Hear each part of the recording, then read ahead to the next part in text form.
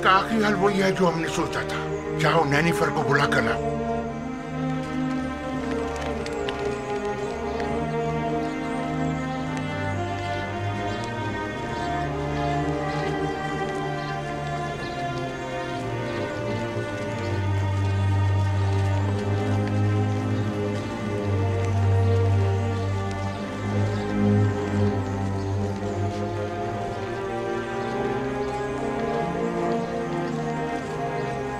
जनाब हुरमहुब,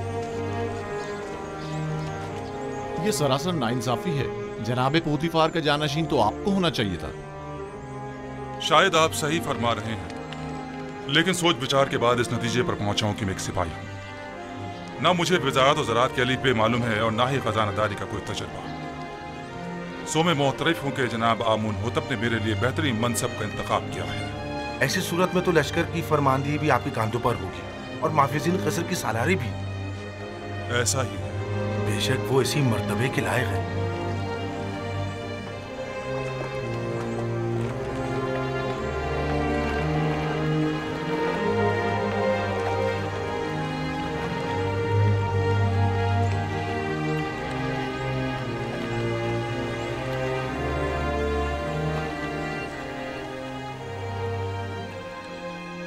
पुतीफार एक अजीम इंसान थे, रहमत खुदावंद उनके साथ हो।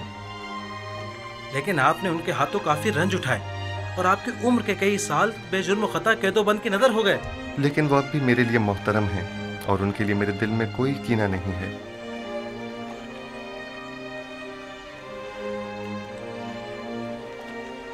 ऐ काश कि मैं उन्हें अपने जद इब्राहिम खलील खुदा के दीन की दावत दे सकता। खुदा उनकी मग़फ़िरत फरमाए और उन्हें अपनी जवार रहमत में जगह अता फरमाए।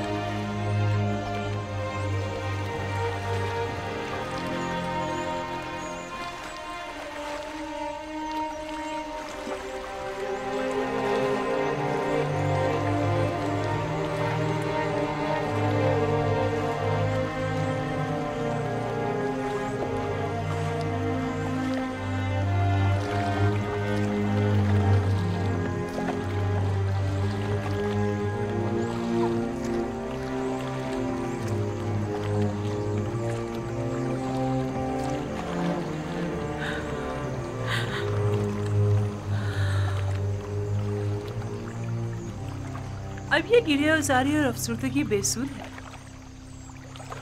जब आपको जनाब पोतीफार के बारे में फिक्र करनी चाहिए थी, नहीं की, और जब उनसे मोहब्बत करनी चाहिए थी, नहीं की। मौत से किसी को भी मफर नहीं। अगरचे मैं उनकी मौत से गमज़दा हूँ, लेकिन उससे कहीं ज्यादा जो रंज और तकलीफ मैंने उन्हें पहुंचाई है, मैं इस बात से रंजीदा हूँ। मैंने अपनी नफ्स की पैरवी में पोतीफार को बहुत तकलीफ पहुंचाई है। मैं तो इन सब का जिम्मेदार यूज़ार सिर्फ को समझती हूँ। मैंने आपको कितना समझाना चाहा था कि यूज़ार सिर्फ आपकी हंसती बसती जिंदगी में आग लगा देगा।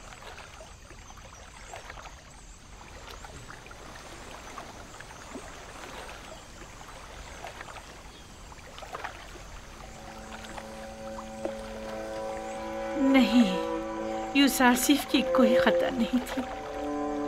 ये तो मैं थी जिसने उसके खिलाफ साजिशें की। गुनाहगार मैं हूँ। मैंने पोतीफार के साथ बुरा किया और यूसारसिफ के साथ भी।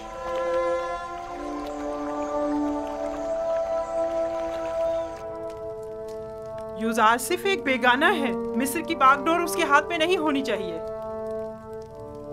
वो सरजमीन मिस्र का परवरदा और तरबियत याफ्ता है। वो न सिर्फ हमारे मुस्तकबिल के बारे में फिक्रमंद है, बल्कि इंतजामी उमूर में भी हमसे ज्यादा माहिर है। आखिर तुमने हुरमहुब को जानशीन पोतीफार क्यों नहीं चुना? बानो, होरम होप एक बहादुर सिपाही हैं।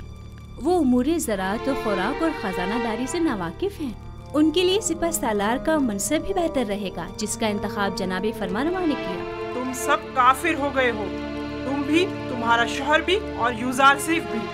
तुम लोगों का मिस्र के खुदाओं और उनके आइन पर ईमान नहीं रहा। तुम सब के सब माबद के खिलाफ मुत्तहिद हो गए हो। आली जनाब यूज़ारसीफ अजीज मिस्र तशरीफ लाते हैं।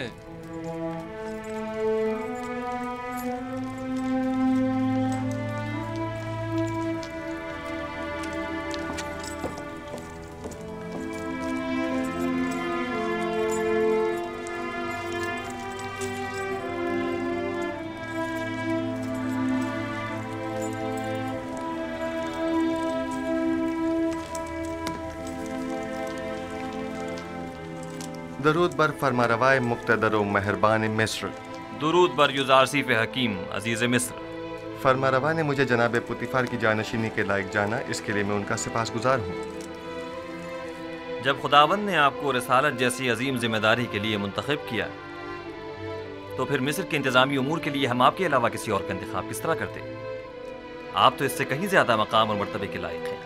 आप हमारे नज़दीक मुदीर व मुदब्बिर, दाना और हकीम व मोतमिद व अमीन की हैसियत रखते हैं। मिस्र के तमाम उमूर और इस बहरान से जो हमें दरपेश है, निमटने के लिए भला हम आप जैसे लायक और दाना मुदब्बिर को छोड़कर क्यों कर किसी और का इंतखाब कर सकते हैं? जनाब फरमारवा की इन नवाजिशात पर मैं उनका सिपासगुजार हूँ और उम्मीद है कि मैं उनके इस एतमाद का कमा का हक अदा कर सकूँगा।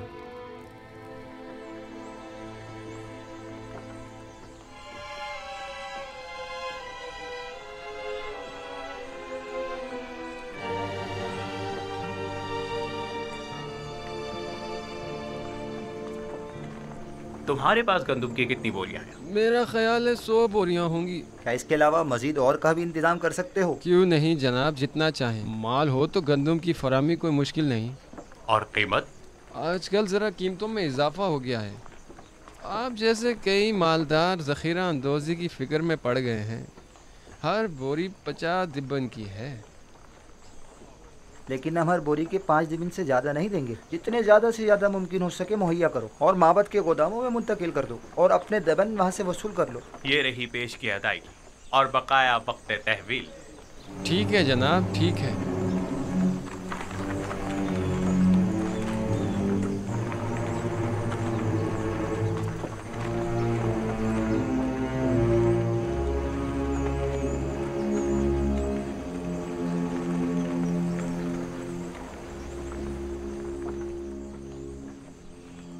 आज गंदम के वसी पैमाने पर ख़रीदारी की गई।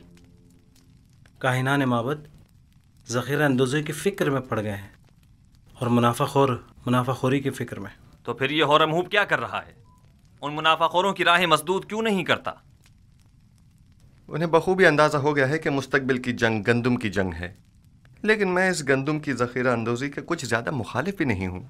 काहिनान और सरवतमंद इस ज़ख़ीरा अंदोज़ी से खुद अपनी शिकस्त की राह हमवार कर रहे हैं, लेकिन अगर हम सही तरीके से गंदम की ज़ख़ीरा साजी करें तो उनकी शिकस्त के असबाब मुहैया करेंगे। मुझे इकरार करना पड़ेगा कि मैं आपके कहने का मकसद नहीं समझ पा रही। भला गंदम की ज़ख़ीरा अंदोज़ी कैसे काहिनों के लिए शिकस्त का बाइस बनेगी, जबकि हमारे लिए कामयाबी और कामरानी का?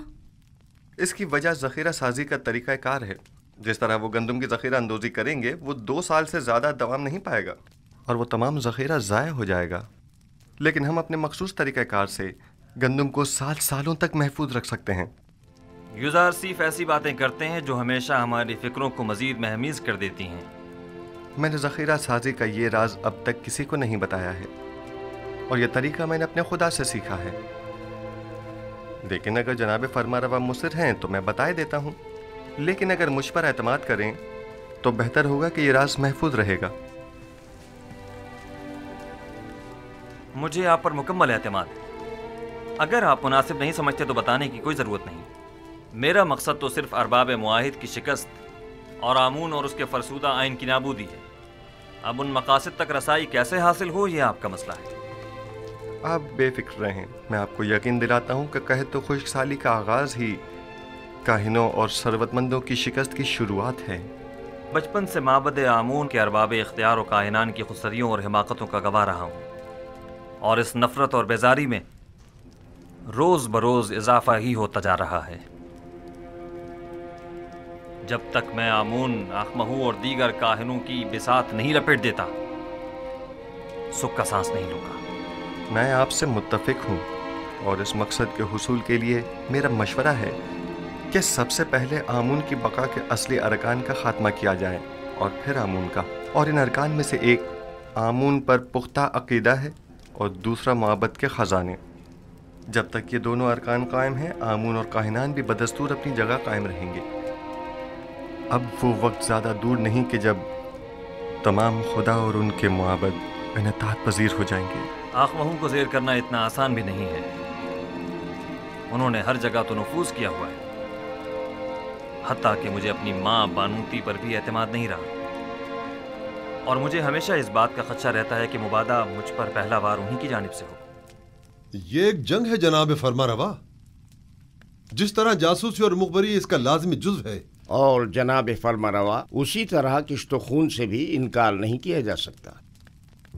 बिल्कुल जैसा कि माजी में काहिनाने माबद ने फरमारवा आमून हो तब सोम की जान लेने की कोशिश की थी।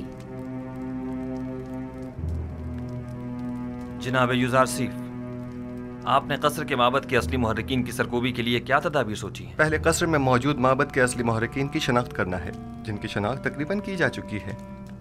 फिर उन पर कड़ी नज़र रखना और बवक्त ज़रूरत उनके खिलाफ सख्त तरीन कार्रवाई करना है। नहीं, मैं कभी भी खुरेजी के हक में नहीं रहा। जनाब युज़ारसीफ के कहने का मकसद खूनेजी नहीं है, यानी कुछ तो खून की जरूरत ही नहीं, बस कसर से उनका इनखला ही काफी होगा।